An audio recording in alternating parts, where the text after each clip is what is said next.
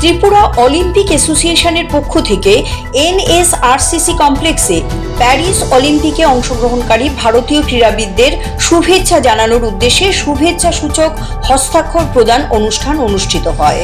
এই শুভেচ্ছা সূচক হস্তাক্ষর ত্রিপুরা অলিম্পিক অ্যাসোসিয়েশনের সচিব সুজিত রায় আগামী সপ্তাহে প্যারিসে ভারতীয় দলের প্রতিনিধিদের হাতে তুলে দেবেন।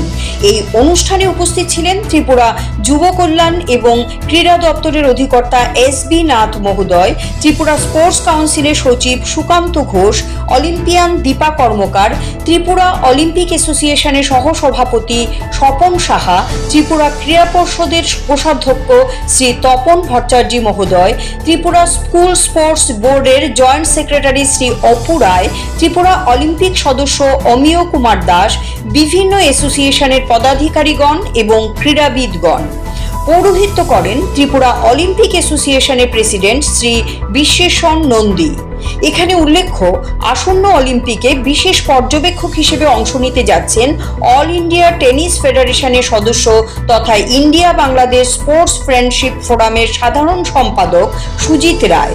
উক্ত অনুষ্ঠানে উনাকেও সংবর্ধিত করা হয়।